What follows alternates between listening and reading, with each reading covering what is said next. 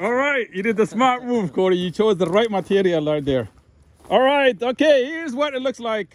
We did not do the video on pouring the concrete, right, Corey? No, It was- it was a crazy day. How did it go? It was like you said, it was going to war. Yeah. I got like scars on my eyes Yeah. from it, on my arms from Yeah. it. Concrete burns, bro. We had 2 teenagers with us. Yep. One of them is my nephew, one of them is my cousin. They came in clutch. And then For you the have extra hands. your friend's son. Yep. Bunch of teenagers. 3 teenagers, you and I Yep. poured this concrete. Yeah, we Right? killed it too, though. Was it a little bit scary? Yes. It was, right? Yes. But there was no pour. No, what was it? There was no blowout. No blowups. Yeah. No, despite the guy thinking there was gonna be, Yeah. we did the extra reinforcement that Yeah. that just ensured we had her done. Okay, so we went 4 feet and you decided not to have basement. And why did you decide not to have a basement? It would have cost too much time. It would have been extra money, and I don't want to deal with the different changes in the humidity and stuff like that. I'm done with basements. Plus, if Yeah. I wanted a crawl space, I would have had to fight off animals, and I would have had to maintain it. Okay. All right. So this is where basically the grade is going to be, right? Flat. We have another row of ICF to go before it matches to the slab. Right, Corey? Yeah. It looks, it shows that how strong ICF is by holding all this weight. How much weight the guy told you was? Holy cow, he put in here too. It's like 40 tons. That's gonna come out. I know. How are you I gonna just take it saw out? that. I just saw that. You dig it with your How hands. did, bud. how did he make a mistake like that? He doesn't make a mistake. You told me to get a stone slinger, and he only can hit certain angles, you know? Oh, But that, Man. yeah, I've got to do this now for a day, holy cow. So you got a job for the week then. buddy. So Yeah, then, now like we you know. come after And work not and only that, look at, see you have to come after work. I've Yeah, got yeah, to take that all out. yeah.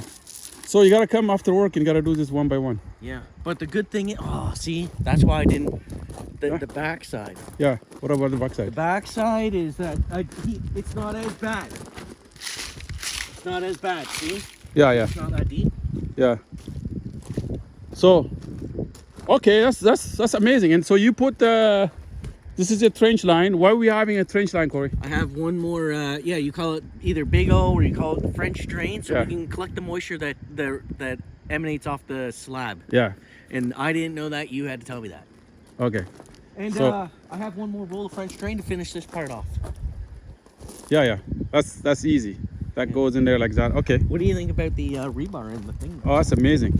You didn't have to do that, by the way. No, huh? but it It makes it so strong. makes it super strong, bud. Yeah. So this is your deck right there. It's gonna be filled with soil, basically, right? Yeah. And Finally tomorrow. and you can see where your toilet, your septic tank is. From there, we're gonna. So this weekend, we're gonna do plumbing, and I tell you how easy it is, Corey. So basically, I'm gonna explain that you come out of here, you come out of that pipe, Yep. and you're going. So this is what. So a lot of plumbers argue. Some plumbers might say 1/4. Some plumbers say 1/8 rise, right?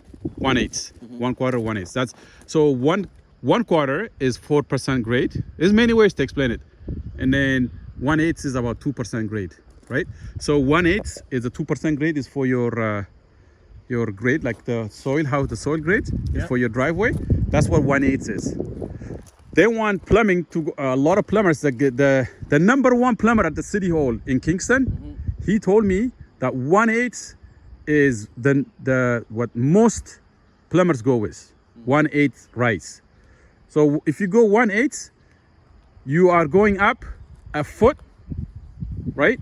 So you're going up an inch for every 8 feet. Okay. An inch for every 8 feet, right? So all you do is, somebody's calling you. Yo. All right. So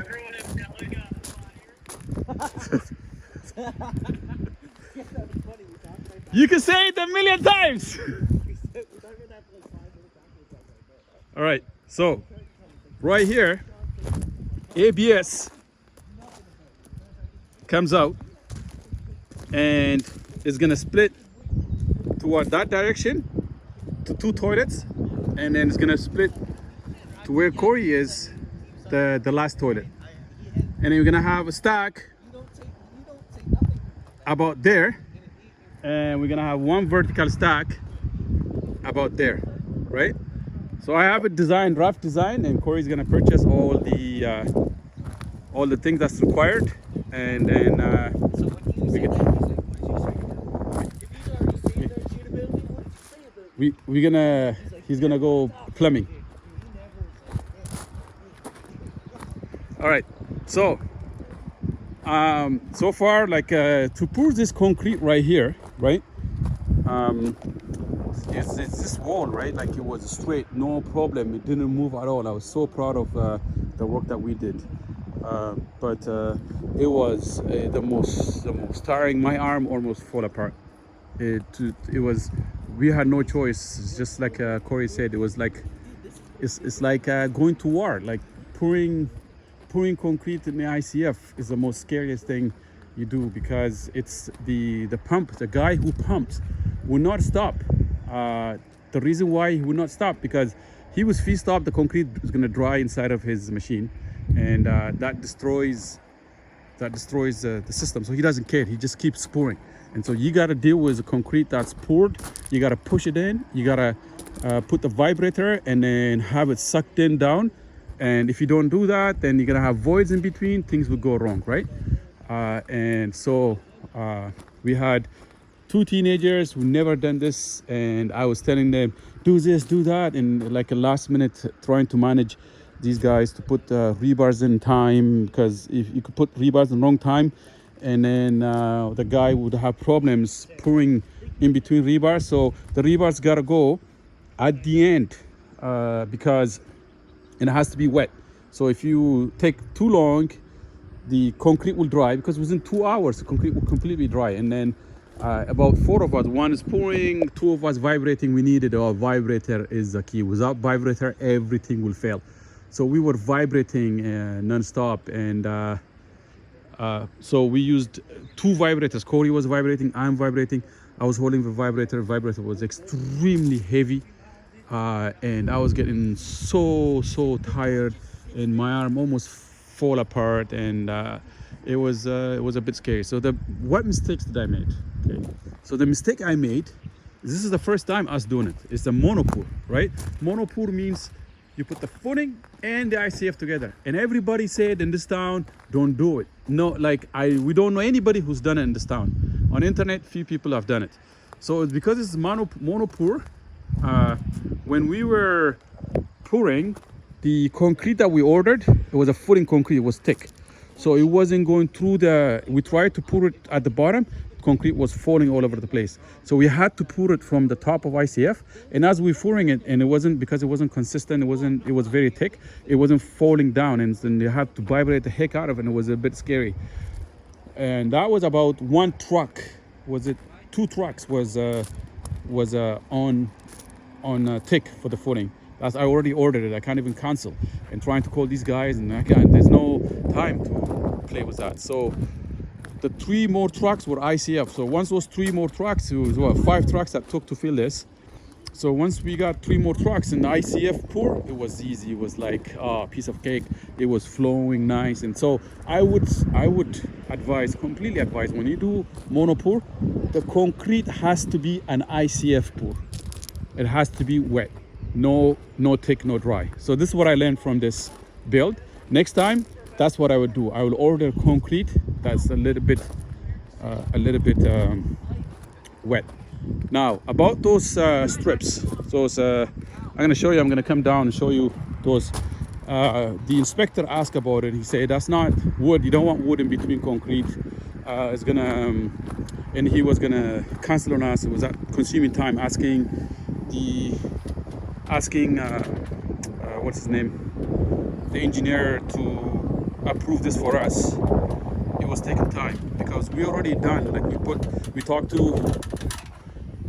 I didn't talk to the engineer, and I decided actually. I watched it on the internet, and I know it's not a problem. Structurally, it's not a problem, but nobody likes a wood inside of concrete. So this we have it every 16 inch, right? And it keeps the footing together. Also allows the ICF to sit on it. and we tied the ICF to it so it doesn't move. So that's why I went with wood.